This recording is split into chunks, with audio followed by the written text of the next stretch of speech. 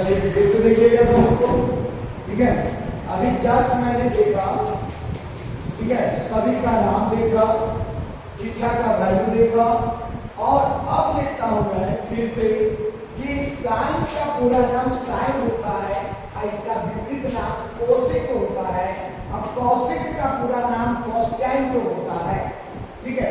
कोस का पूरा नाम कोसाइन होता है और कोसाइन का विपरीत नाम सेक होता है और सेक का पूरा नाम सेकेंट होता है। टैन का पूरा नाम टेंजेंट होता है और टेंजेंट का विपरीत नाम कॉट होता है और कॉट का पूरा नाम कोटाजेंट होता है। क्लियर? अब कहता है क्या कि अगर थीटा का मान c पर रखेगा, यानी कि c बराबर एंगल c बराबर थीटा, तो यहाँ पे आपका एंगल हो गया c। अब c पर क्या रखेगा? थीटा। तो थीटा के सामने वाला क्या बनाता है मेरे बच्चों? यहाँ पे ये लंब बनाता है। ये क्या बनाता है? लंब बनाता है, ठीक है। जब ये लंब बनाएगा तो आधार कहाँ बनाएगा? नीचे बनाएगा और ये क्या रह जाएगा? कर्ण, ठीक है। तो किसी भी त्रिभुज में सबसे बड़ी भुजा क्या कहलाती है? कर्ण कहलाती है और कर्ण का कोई पोजीशन चेंज नहीं होता है, ठीक है। कर्ण का कोई पोजीशन चेंज नहीं होता है ना। लंब और आधार अपने स्थान को बदल सकते हैं लेकिन कर्ण अपना स्थान नहीं बदल सकता है, ठीक है। क्योंकि त्रिभुज की सबसे बड़ी भुजा कर्ण कहलाती है, क्योंकि इनके वर्गों का योग के बराबर कर्ण के वर्ग के बराबर होते हैं। अब इसमें देखते क्या है कि अगर पहला बार में हम क्या पढ़े थे कि अगर एक जगह पर एंगल a बराबर थीटा, यानी एक जगह पे थीटा रखा गया तो थीटा के सामने वाला क्या कहलाएगा? ये आपका लंब कहलाएगा और ये आपका आधार कहलाएगा, ठीक है। ये आपका कर्ण कहलाएगा, ये आपका कर्ण कहलाएगा।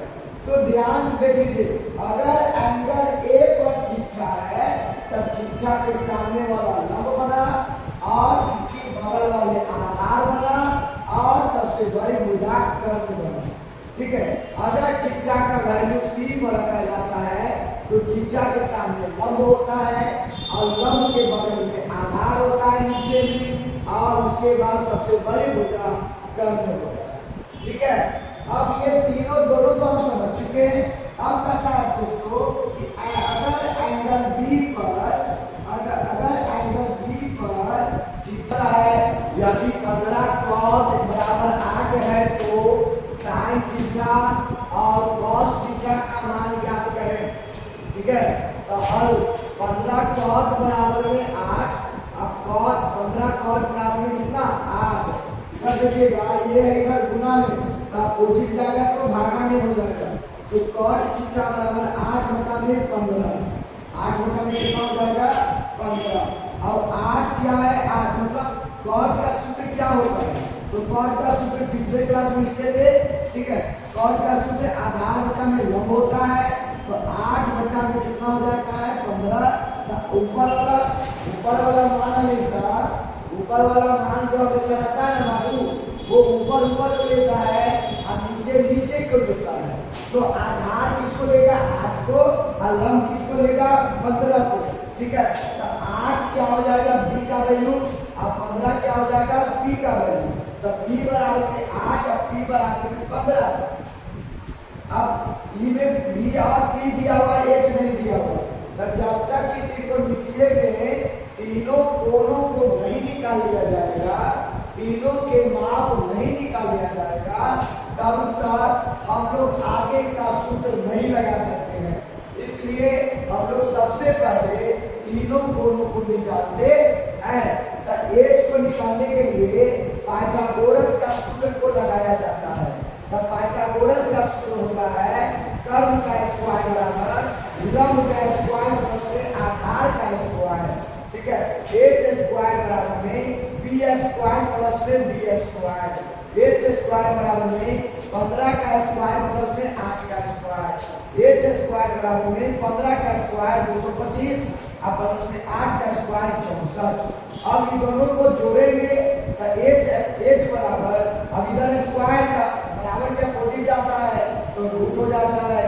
तब इन दोनों को जोड़ेंगे तो 289, आप 289 का वर्ग रूट निकलेगा, h का वैल्यू तो 17 आ जाएगा।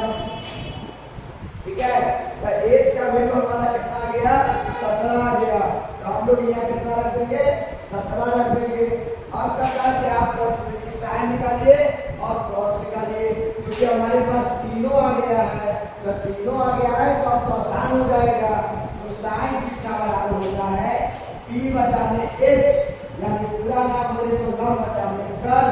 इसका आंसर क्या हो जाएगा, p की वैल्यू कितना 15 और h कितना निकाला गया 17। तो 15 बटा में कितना 17। cos थीटा बराबर होता है p बटा में h, और इसका पूरा नाम होता है आधार बटा में कर्ण। आधार कितना 8 और कर्ण कितना 17। ठीक है, अब ये दोनों का हमारा आंसर आ चुका है और हम लोग आगे का सारा